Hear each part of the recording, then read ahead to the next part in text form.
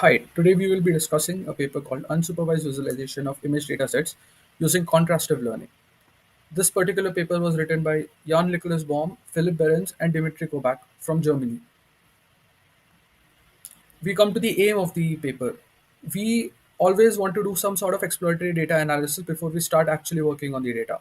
And most of the data is in some higher dimensions. It is very tough to always have data with only two features or which is in two dimensions.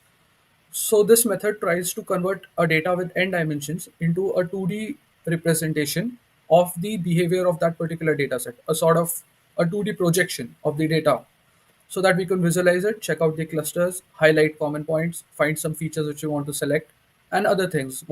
Basically, complete help in exploratory data analysis. Some previous work has been done on it before.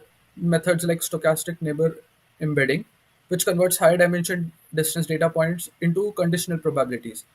So for any two particular entries in the dataset, we calculate a probability of how close they might be together, and based on that, we plot them on a 2D plane.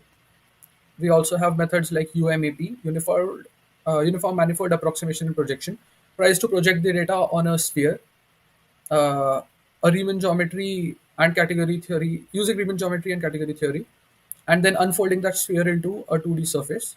And each point in this particular representation is one sample. There's always need for new methodology, especially because the previous methods work well on very rudimentary data sets. Like the visualizations we saw in the previous two slides were of a data set called MNIST, which are handwritten grayscale digits. So very simple and low scale images. When we come to natural image data sets like CIFAR 10, these methods do not perform very well. You can see from this image that there is some segmentation between the different classes, but still a lot of them are merging together. So we need new methodologies. Here we come to the methodology introduced by in this particular paper, the T-SIM CNE. So a lot of parallels are drawn from other papers. We still use the Euclidean distance, but we add a Cauchy T distribution to it. How it works is we create two views of each data sample using random data augmentations like cropping or zooming in, zooming out, skewing, uh, mirroring, and so on. Now we feed a mini batch containing a pair of these augmented images through a ResNet, which will come through on the next slide. And then we optimize the network parameters so that the images are placed very close to each other because those are the same images and we want them to show the same output. Now, ResNet is a type of methodology which is used in neural nets in which some part of the data actually gets a shortcut over other part and it skips certain layers. So, for example, if our network might be modifying an input data x as y equals to f of x, so a ResNet skip might add the x again to the output so that a certain part of the input actually skips the layer. This methodology is used in the current implementation. This is the TSIMS architecture. So we have a ResNet with 512 outputs connected to a fully connected layer with 1024 outputs followed by a fully connected layer with only two outputs. And then we calculate the loss. As you can see in this example, the images of a gun which is rotated and cropped in the first, and zoomed and cropped in the second. So these two images should show a similar representation on our 2D plane, and we try to reduce the distance between them. So this is the basic architecture we have. As the backbone of the network, we use ResNet 18, which is a standard PyTorch ResNet framework with 512 dimension output. The fully connected layer has hidden ReLU layers with 1024 units, and then followed by an output with only 2 units. And the network was run for 1000 epochs with zero point 0.9 momentum and a dynamic learning rate. This is a loss function which is used with TSIM CNE, and this is the main way in which it differentiates from the older methods. So this particular loss which they have used is the Euclidean distances. Other methods used cosine and other functions. So this particular paper shows how this Euclidean distance performs better than other options. This is the comparison in which we estimate the accuracy of the model, what is the loss, and what time they ran it for, and how many epochs was that.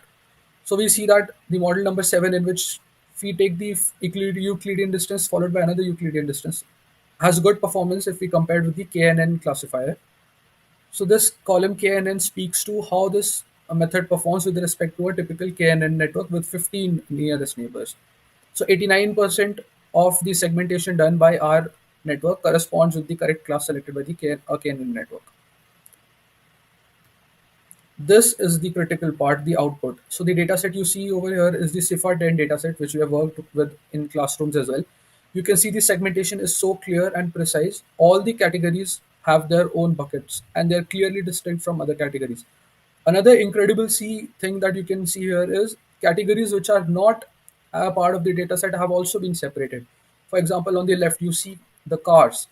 Car is a single category in CIFAR 10, but we see there are two or maybe three outlines or distinct set of points in the cars points themselves. And while opening the data and checking what these points correspond to, we see that there are red cars or metallic cars or maybe colorful cars. So this type of visualization did segmentation which was not even expected from the original network. Another key thing to note here is that the labels are not given to this network at all. So this is unsupervised learning, and all this segmentation is done only on the basis of input data, no labels at all. Incredible performance we can see here. Like boards are separated into two types, like side view or front view. So this particular architecture has really intuitive knowledge on how visual images are, and its segmentation is extremely good.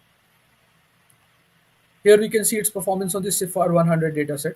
If you zoom in on the linked paper, you will see that all the categories which are clearly distinct from other categories have their own distinct points of representations, and categories which are mixed into each other are very similar to each other. For example, chimpanzee, which is an animal, is kind of mixed with other animals like possum, and bear might be mixed with otter or leopard, similar animals, but it is clearly distinct from something like a rocket, which is on the other side of the image.